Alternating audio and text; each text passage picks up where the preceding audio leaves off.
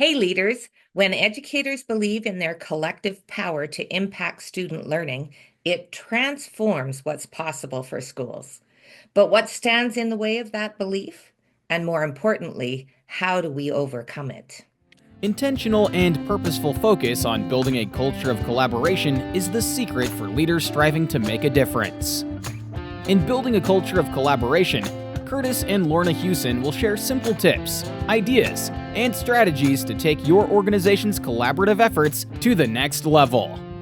Welcome to another episode of Building a Culture of Collaboration. We are Lorna and Kurtis Hewson, lead learners and co-founders of Jigsaw Learning, and today we are so excited to be diving into a powerful conversation with two leading voices in the work of cultivating collective efficacy in schools, Jenni Donohoo and Glenn Forbes, co-authors of the new book, Collective Impact: Overcoming the 12 Enemies of Teacher Efficacy.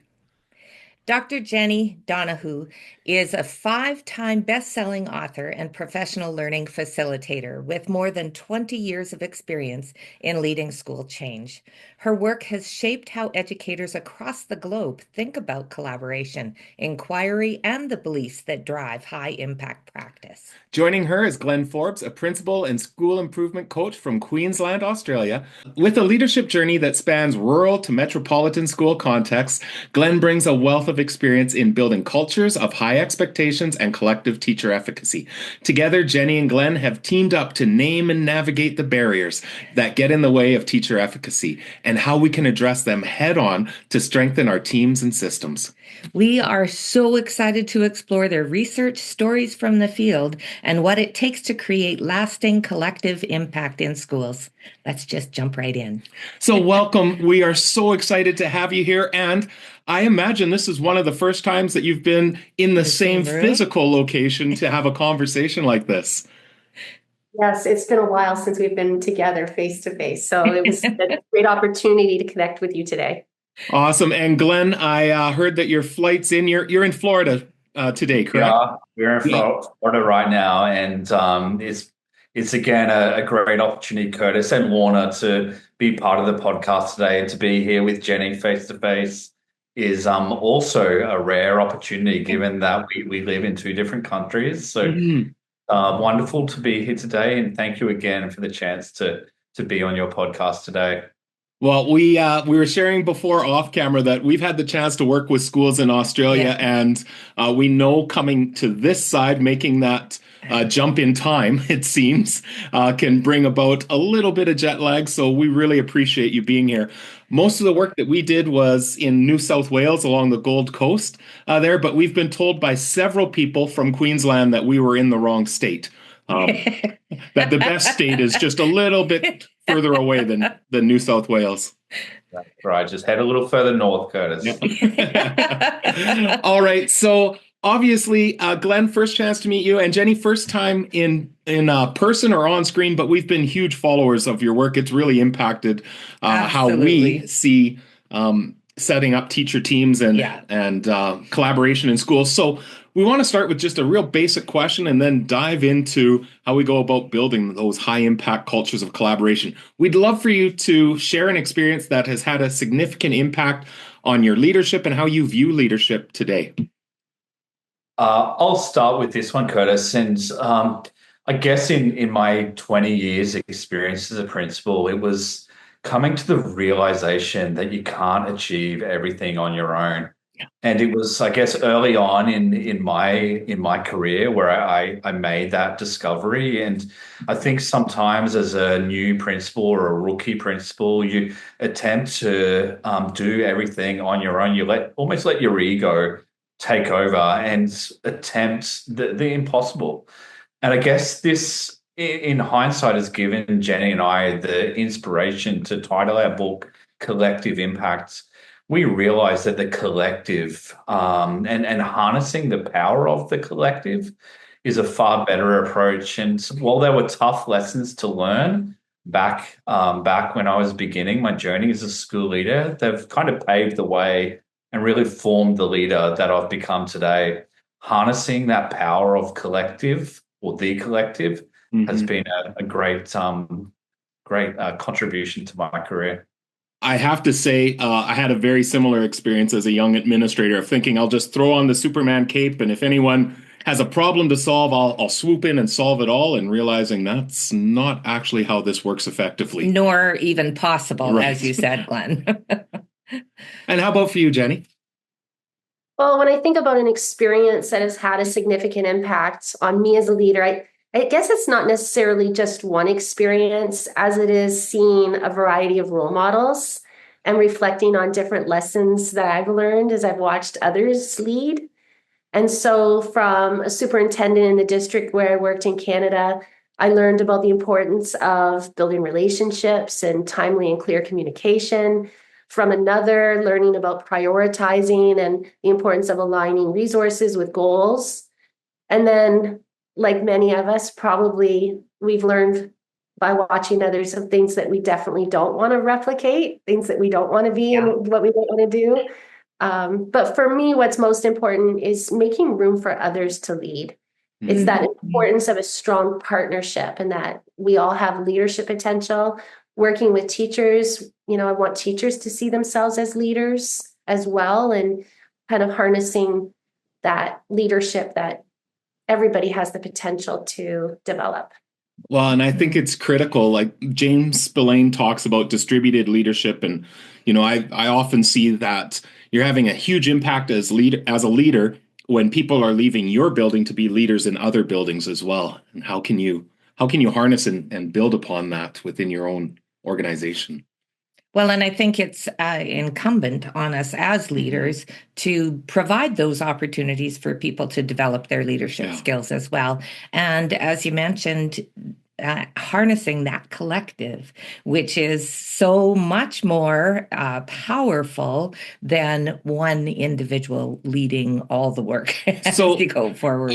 The title of our podcast is Building a Culture of Collaboration. So obviously, we want to ask about what do you see as the relationship between collaboration and collective efficacy? Because I think we know it's not a straight through line. It's one does not equal the other. And love for you to talk about that relationship as you see it. We agree. We definitely agree that one doesn't equal the other. There's a lot of misconceptions that we hear in the work that we're doing that collective efficacy is synonymous with collaboration. And in our experience, people can come together to collaborate to reinforce the status quo, or they can come together to collaborate to reinvent teaching and learning. And it's when teachers collaborate to solve those adaptive challenges that efficacy is strengthened. When teams of teachers witness the positive effects of their own context-generated solutions, they really experience the benefits of collaboration. And so it's in those environments that we really try to focus our efforts so that people will really see the benefits and want to collaborate. Well, and what I'm hearing there, Jenni, is collaboration is not the end goal. Collaboration is to achieve something greater.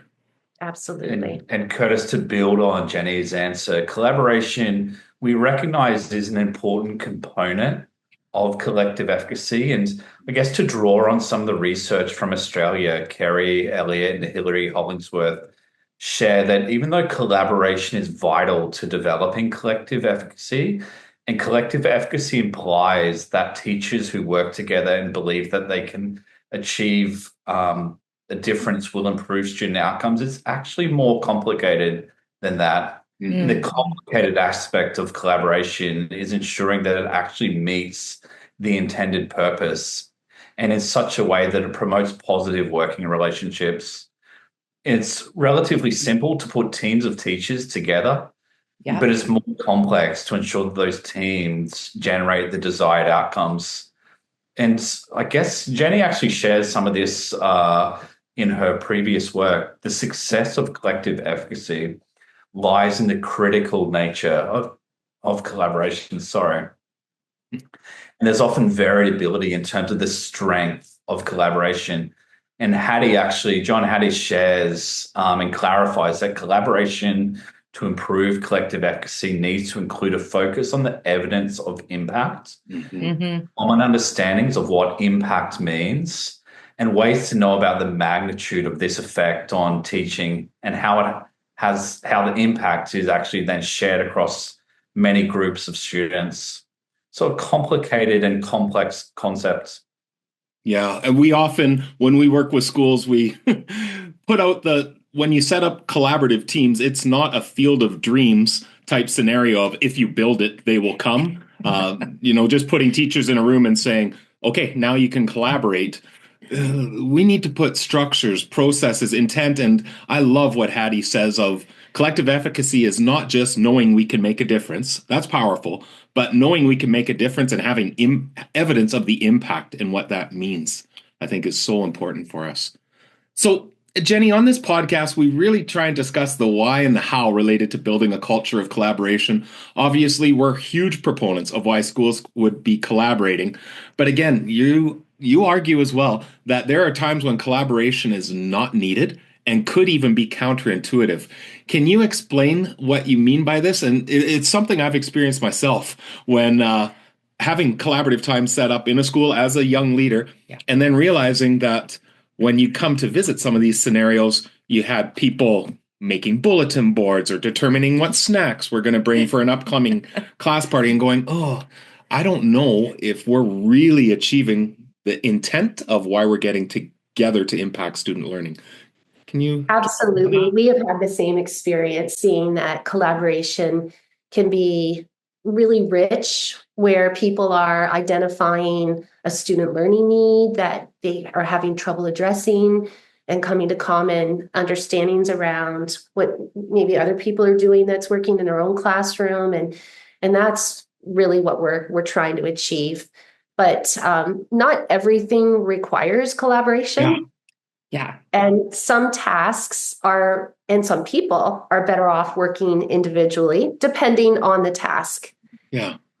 And recently, we read an article, and it was actually something John Hattie had sent an email to me recently. And it talked about that idea that collaboration is best used for complex tasks. Yeah. The problem is too difficult for the individual working alone. And teaching and learning is complicated work. And so when we do come together to identify that student learning need, and then look to evidence-based practices or, tap into each other's expertise and see what's working for you that might work for me, is when it becomes really, really powerful. Mm-hmm. Well, and I'm trying to recall the two researchers out of Harvard that Marty Linsky was one. They wrote in a book, Leadership on the Line. Oh, there, I've got it. And Ronald Heifetz, that talk about the idea of technical problems versus adaptive challenges. And technical problems, we can develop playbooks for that. We can develop manuals. A technical problem might be, how do I navigate the new student information system to enter resources? I don't need a collaborative team to figure that out. There's a manual that can show me that. But the technical challenges, the adaptive challenges are where the people engaging in that challenge are the ones that we need to equip and put the resources in place for them to overcome that. Yeah, they also talk about the idea that the distinction between adaptive and technical is that adaptive challenges require a shift in paradigm, a shift in roles, relationships, and beliefs. And that's where efficacy sits. It's a shift in a belief, because that's what efficacy is a belief. Mm-hmm. Yeah. And then Heifetz also talks about the idea, and this really resonated with me, that the leader's biggest mistake is treating an adaptive challenge with a technical fix. Yeah. So yeah, we're fans of that work as well. And that is because collective efficacy is adaptive work. There's no clear-cut playbook. We have to try things in our practice, see if they work, and reflect on that evidence of impact. Well, and we see so many jurisdictions that do exactly that. We'll introduce a program to address this challenge. We'll introduce this resource that'll do it. And we're big believers that the most important asset that you have in the education system are the people working closest to the students. So how do we empower that resource effectively? Yeah, one of my favorite quotes, and I know I've shared it with you before, it comes from Fullen and Hargreaves, and it's their book, Professional Capital. They say successful and sustainable change or improvement can't be done to or even for teachers. It can only and ever be accomplished by and with them. And that your comment previously reminds me of that quote, because I agree that those are the people that can make real change happen.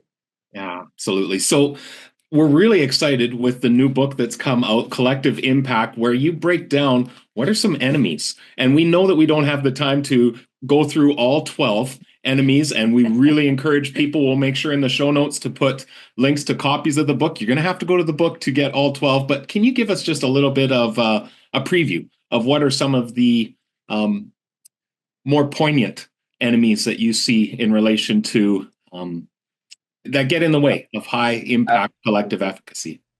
We'll be right back to continue this episode. Do the people in your organization function as a group or a team? We used to use these words interchangeably, but discovered there's a significant difference when we operate as a group versus when we operate as a team. So, what's the difference?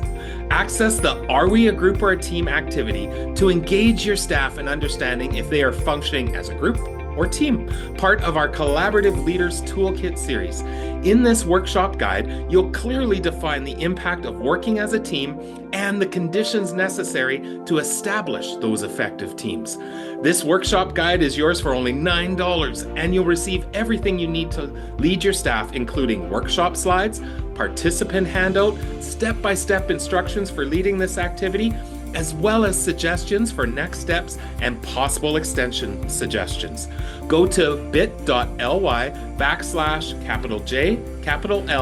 group team to access, or search for it under the resources tab on jigsawlearning.ca to learn more about this valuable resource to reinforce why we need to be working in teams to ensure success for each and every learner. And now back to our conversation. Yeah, absolutely, Kurtis. We can introduce some of the enemies. We won't do them all today. There's a teaser for us. Yeah. We'll give you a little teaser for today. But we had, I guess we had a great amount of fun actually completing the research and revealing the enemies of efficacy, the sort of things that we've identified are barriers to building that sense of collective impact, and barriers that impact on the ability to drive strong levels of collective efficacy. And just one that I want to share today with you is using positivity to overcome negativity as the enemy of efficacy. Now, the unique part of our book is that we introduce 12 enemies of efficacy, but then we also introduce some what we describe as micro moves. So for each enemy, we introduce 3 micro moves, and they're just 3 small little things that school leaders or school leadership teams can introduce to help overcome the enemy. The micro move that we introduce for positivity to overcome negativity as the enemy of efficacy are in fact labeling emotions. So we spend part of that chapter describing how leaders can use the ability to label emotions to overcome negativity. We talk about recognizing and celebrating progress. It's quite often an issue that we find in schools is there's always that focus on the problem of practice or the negatively orientated mindset. And then, of course, leveraging the power of the narrative. And one of the greatest things that a leader can control, and Jenni wrote about this with John Hattie and Rachel Ells, is the power of the narrative within their context. And having that mindset shift to focus more positively on the success that students can achieve and the success that teams of teachers can achieve is a great little micro move that we introduced through our book. I love the focus on micro moves, because sometimes we think, we'll just have one PD day and inspire, we'll just set the course and we'll make this huge shift. But I think we recognize that it doesn't happen overnight. I love that focus on there's micro moves. Well, and when we move from that negative space, which, part of our role as educators is to attend to the needs of students. And many of those needs are challenging, and they're in the forefront of our minds all the time. But to be able to pause long enough to reflect, which is another thing we don't do very often, but just pause long enough to reflect on what are the successes that we're having and what are the moves forward that are actually taking place because of what we do. And Glenn, I'm really excited to hear that, because one of the things that we found out in our work is when we're meeting to discuss the needs of students, and we have a very intentional and deliberate structure referred to as a collaborative team meeting, we always start with celebrations. And when we first started, it was with the idea of let's just set a positive tone for the meeting. So Lorna would say, good. yeah, I'd love to celebrate all the grade 6 students. They did such a great job at the science fair last week. And we go, yay, we'd write it in our notes. But then we learned in time that we want to do 2 things. The first was, when you think of that success, is there any one student that really stood out? Anyone that narrowing it down to then help with the most important question of what do you think you did that led to that success? And what we found through that questioning is people had to reflect much deeper on what it was that they were doing, but then could start to see the impact. And then others in the room, when someone said, well, it's not really a big deal, I introduced a checklist that the student is using to help organize their work. I think that's having an impact. Others in the room will go, oh, that's genius. I'd love to see it, what that looks like. I was in a school just recently, a couple weeks ago, and joining them in their team meeting, and they went to that celebrations, and they were every single person in that room were so excited to be able to share the work that is happening, that is having impact, which is just incredible to hear teachers on that positive side. So you are speaking our language. Okay, so I think what you've described there, Kurtis, is collective efficacy in action by attributing your strategy or your action to an outcome or evidence of impact. That's efficacy right there. And the funny thing about it is it's difficult when you first start. I've facilitated meetings where someone will say, I've seen this increase. And then when you ask, so what do you think you did? You know what? No, it just happened. Yeah, it's a miracle. I was in one meeting where someone said, I've seen this increase, but don't ask me why. And I was watching as an observer going, no, we want to ask why. The why is a really critical question. Yeah.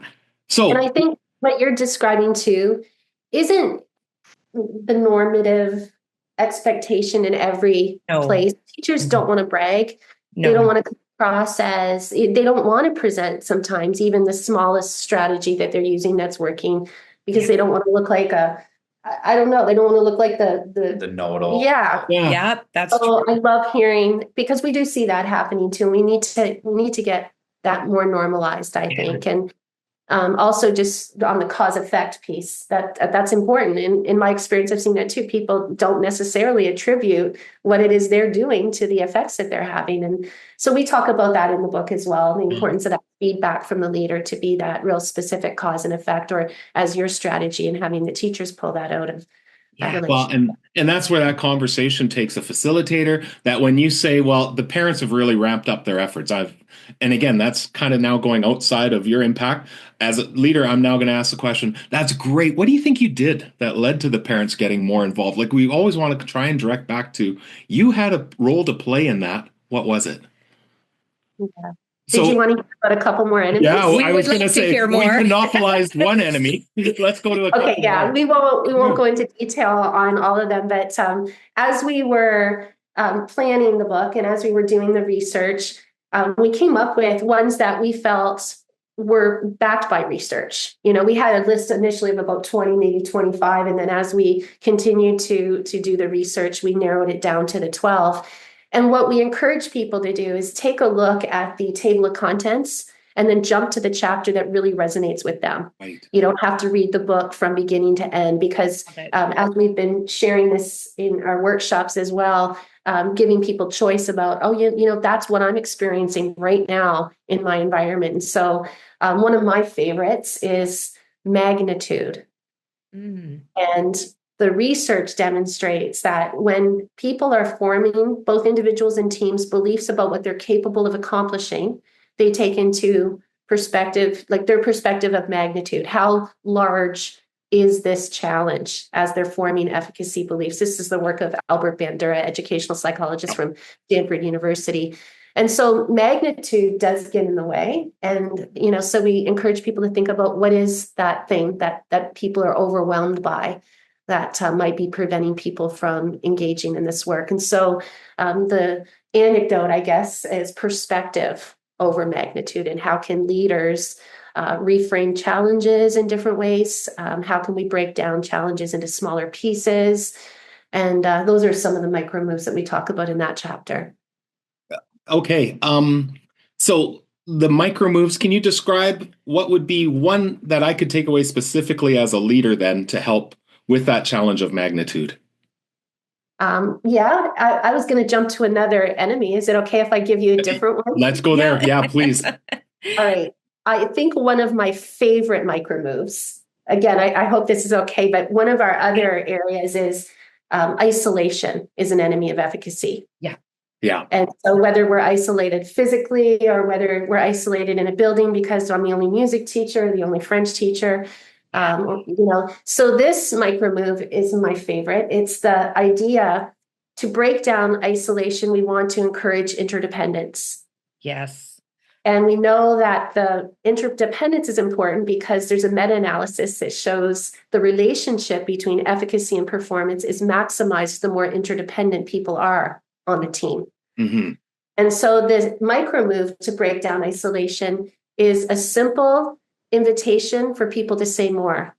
And this is really based on the work of Judith Warren Little, and I'm sure you're familiar with her work. Familiar. So, it's all around collaboration. Her research question has always been, to what degree do teachers out of class collaborations account for positive consequences in the classroom?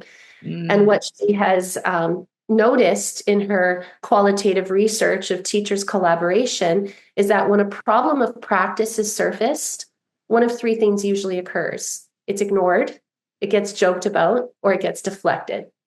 And when it is noticed, people usually will express some empathy or some quick solution.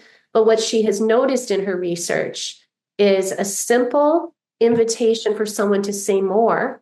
Tell me more about that. Or to pose a question about that particular dilemma leads to a much richer conversation that creates more joint problem solving and long-term solutions as opposed to a Band-Aid fix. I guess it gets to that adaptive challenge, so that simple extending an invitation to say more is one of my micro moves to break down that isolation. Tell me more about what's going on in your practice. We really saw this, and it seems like every conversation at some point goes back to COVID. We really found that during that time, when it became a necessity in some cases to isolate, to stay in your class, in your cohorts and groups, that was really became huge impact, not just on teacher effectiveness and collaboration, of course, but well-being as well. That when people felt isolated, it was direct connection to feeling burnt out, feeling just overwhelmed. And we found if we can break down those barriers for isolation and create, like you're promoting, interdependence, there's a through line to well-being and just feeling like you're making an impact for others, which is, I hope, why most of us got into this profession, was to make an impact. I love the idea of micro moves too. The fact that we can do small things that in themselves are really not huge. It's not going to take a lot of effort to do that. And Jenni, as you said, just to invite people to say more about that allows us to learn more, allows us to engage more deeply than just that superficial interaction that we might have in the hallway. But just thinking about those micro moves, that there are very simple things that we can do that will have great impact in the long run. Mm-hmm. So I would love then to hear from both of you. I'm a new leader coming into a building. What advice would you give me? And we've touched on some pieces here as we've gone through to building and sustaining that culture of collaboration that does lead to high degrees of collective efficacy. What advice would you give those leaders? We'll be right back to continue this episode. We have all felt like this before when engaging in team meetings, feeling like our time is not being maximized or that this could have just been an email. As a leader, how can we ensure this is not the reality for everyone in the room? Rather than just simply coming together into a shared space, we really need to ensure that whenever we are engaging as a team in meetings, that the time is being utilized to its utmost and that we are truly seeing impact as a result of our conversations. My name is Kurtis Hewson, lead learner and co-founder of Jigsaw Learning. In this free on-demand webinar, I'm going to be sharing with you 5 planning considerations and then 5 facilitation considerations that you can put into place as a leader to take your team meetings to the next level. Access this webinar, and in addition to these 10 considerations, numerous free resources will be shared that you can begin using immediately. I can't wait to have you join me to learn how we can ensure that team meetings are having their optimal impact. And now back to our conversation. It's a great point, Kurtis. And I guess my advice would be to narrow down what you're intending to collaborate on. Quite often there are just simply too many initiatives or ideas that school teams attempt to tackle. And I guess that can create a sense of fragmentation in the work. And in fact, we actually introduced fragmentation as another enemy of efficacy. There you go. That's another one that we've revealed today. I'm counting 4 so far. And I guess by having a clear focus, and we introduced focus as the antidote to the enemy. By having a clear focus, leaders can overcome fragmentation, and fragmented efforts just create that sense of frustration, or that sense of initiative fatigue, or that sense of that sense of willingness to put that extra effort in. If my efforts are being spread across 15 different priorities, so. Our micro moves give great tips on the ways in which leaders can create a sense of focus to overcome fragmentation as an enemy. And I would say that that's important in trying to build or sustain a culture of collaboration in the work. Yeah. It's interesting because I've heard 2 components now that goes back to something I heard almost 2 decades ago from Richard Dufour, the thought leader around professional learning communities, where he said, lots of times in schools, we're operating in groups rather than teams. And he gave the definition that a team is a group of professionals or a group of people that come together, but they have a common goal. So like you said, a focus that they're going to work towards, in that they have interdependent relationships, which is what Jenni mentioned too, in which they are mutually accountable for achieving that goal. And I'm also reminded of Reeves' idea of, can you put your plan on a page? If you have 18 priorities, you probably don't have any priorities. Great piece of advice for leaders. And we can consistently hear teachers say things like, initiative drain, or that, we're just going to wait until this one takes its toll and moves on beyond. But consistently hearing teachers complain about how many different things we're focusing on. And again, I was in a school recently where the school leader had one school goal. And she was actually a new leader, but just targeting that one school goal so that she could do a very thorough job in setting up her structures and processes across her school, but really being effective. And every teacher in that school knew that goal. Knew exactly where they were going. Well, you, Jenni, what advice would you give those leaders? Well, especially new leaders, one of the things that I often hear from new leaders is, I can't do this work yet because I have to build trust. Yeah. And I know that trust is important, but trust is built as we engage in the work. And so that would be my advice, is don't wait. It's too important and it's timely. And, there is research out there if people need research, and some people like to turn to the research, and we definitely do. But I can cite a couple of studies. One, and it was really a synthesis of the research on trust by Megan Shannon Moran. And she wrote in her research on trust that people assume that you have to work hard to achieve it. But people have to, she said that to be distrustful is more cognitively taxing. So people are more they'll more readily extend provisional trust as long as there's not a lot of red flags out there. So that's one misconception on trust. And then the work of Stephen Katz, he's an educational psychologist out of University of Toronto, the Ontario Institute of Studies in Education. And through his work, he says that trust is not a necessary precursor, but a resulting consequence of engaging in joint work. And I'll use Judith Warren Little's term there, that type of collaboration that is based on interdependence. And so don't wait to jump in, do the work and build the trust as you're doing the work. Yeah, excellent. All right. So I'm really interested. Glenn, I know that you touched down. You're probably exhausted, and we're so excited that you could take some time to be part of this conversation. What does your time in North America look like over the next little bit?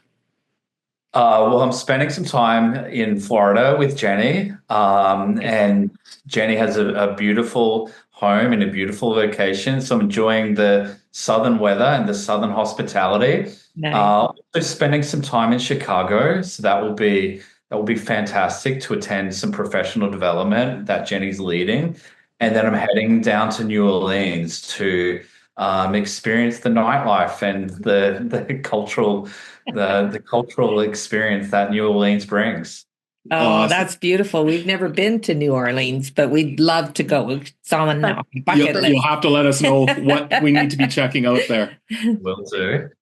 Well, even though I know that you're in U.S. locales, you're still getting Canadian hospitality through it as well from Jenni. So you get the best of both worlds. There you go. And we're lucky. My husband is the cook, and he made us a really nice breakfast this morning. We were laughing because Glenn's used to, what's your normal breakfast? I would have avocado on toast. Yeah. And my husband made the complete opposite. It was biscuit and gravy, pepper gravy, and eggs, and it was quite it was not avocado on toast. It was delicious. They're a little distance from each other, hey? Well, thank you so much for your time. We so appreciate it and have loved this conversation and loved the opportunity to be able to connect with both of you. So excited to be able to hopefully continue our conversations at another point. That would be wonderful. So we also would love to be able to have our listeners have the opportunity to connect with you. So how could they get in touch with you if they were interested in finding out the work that you're doing? Yeah, more about collective impact. Yeah, so I have a website, jennidonohoo.com, and on that there's a contact form with my phone number. And so if anyone wants to get in touch with me, my email is there as well as a contact form. And I'm on social media. People can find me. My last name's quite unique, Donohoo, Donohoo. So that's, if you look for me on Facebook or Instagram, you can find me there. And our book's available through Solution Tree. It was released, I believe, in early March. Mm-hmm. So it's online now. It's also available on Amazon, and it's able to be purchased anywhere throughout the US, and it's even been released in Australia now. So we're looking to spreading the word through the book. Oh, that's outstanding. All right. Well, thank you once again. And we are so excited for our viewers and listeners to have a chance to take in the learning and really look at how they can ensure collective impact within their own organizations. Thanks so much for taking time to be with us. We really appreciate it. Take care. Thank you. I have been waiting to have a conversation with Jenni Donohoo for a long time. And Glenn just recently had the chance to connect with him, and his insights as a leader being connected with the collective efficacy to get them into the same physical space, I I know know. is a little I bit think we're of a very fortunate. exceptionality. I had heard the two of them share about the book on our friend Casey Watts' Yeah. podcast, Catching Up with Casey. So check that podcast out as well. But to be able to um, engage in a conversation directly with them was such a pleasure. So some takeaways. I don't even know where to start Yeah. because there's a whole lot. But I think one of the things that Jenni talked about right from the beginning was that evidence of impact. Yeah. So how do we know that the things that we're doing or the strategies that we're putting in place, or even those bigger initiatives that we're putting in place, how do we know that we are actually having impact on students and their learning? Absolutely. Well, the one thing that I loved, and you noted this too, is the idea that sometimes as leaders, we want to make these massive moves that are going to be Yeah, such a yeah, change in culture and how we do business, but we actually have to look at it differently. And I love that in the book, they focus on micro moves. I think yeah, that's a really good way to yeah. think about how you shift, build, and then sustain high impact collaborative efforts is through micro moves. Thinking about the small little things, and we talk about this all the time. We do. You know, having Not in the norms, same way, but we no, do. but having norms in place might seem like it's not that big a deal, but over time it has a huge impact. Hmm. Rules, like all of these on their own, these small little micro moves don't seem to have impact, but then collectively they have incredible impact over time for that culture of collaboration that we're trying to establish and sustain. Yeah, and there's so many things. And Jenni had mentioned as well that when they had first turned to the research and were trying to formulate how many, that they started with 20, 25 or 25, yeah. 28 or something. And it was in my mind already that there must be many more than 12. But it's great that they were able to really draw it down to those 12 that could really have impact in schools. And again, I love the micro move, those small little things that we can do that actually have impact on our collective efficacy. And you know, I really like the idea, and we have to keep pushing ourselves and for listeners and viewers to keep thinking about this, that when we talk about building a culture of collaboration, that doesn't mean that we believe everything must be about Oh, no. collaboration. Mm-mm. Michael Fullen talks about the idea that we need to have autonomy and collaboration. These do not have to be competing Yeah.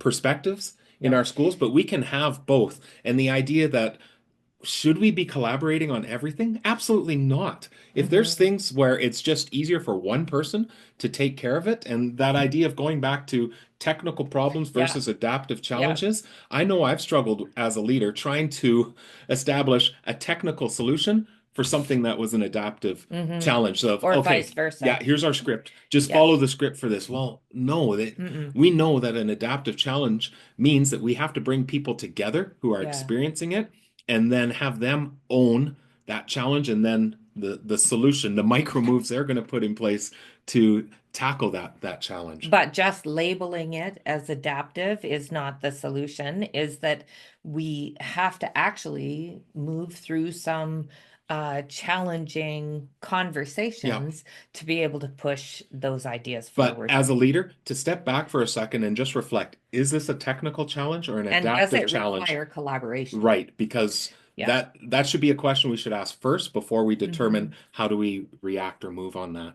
Another piece that came out of this podcast was that idea of trust, and that, I had that. some leaders want to be able to, I want to take it slow, especially new leaders. I want to take it slow and build trust with the school and the school team before I move into making big moves. But understanding that actually through implementing structures and processes Yeah. in your school, you are moving to build that trust through the work that you're doing in the Yeah, school. and we often hear this in schools when they're trying to implement the collaborative response framework Yeah. of, I need to wait just another year to get Yeah. some of the foundational pieces in place. Yeah. And we would argue there's some foundational pieces you can do through the Yeah. collaborative response work, even if you're not labeling it as such. As So we've had leaders that say, I've started to put some of the structures into the meetings without actually referring to the collaborative response framework because I want to be able to show connections when we're ready to make that step. But I'm not waiting. It's, again, I love that idea of don't wait for trust, build trust as you're engaging in the work. We'd really encourage you to get a copy of their book. Yeah, Collective Impact. We'll make sure it's in the show notes. So excited to be able to spend some time with Glenn and Jenni, and hoping to see them again sometime soon. And we hope that you learned a lot, as we did, through our conversation today. So as always, if you have questions, if you have guest suggestions, please reach out, rate, like, subscribe, you put a review. It helps to reach that wider audience that we are trying to make an impact on all organizations for how we can create high levels of collaboration that, as we mentioned in this episode, reduce isolationism and just really contribute to well-being for all. So with that, we wish you all the best. See you soon. Jigsaw Learning, founded by Kurtis and Lorna Hewson, is a team of educators who work with schools, districts, and educational leaders to establish collaborative response to ensure success for all students. Because every child deserves a team.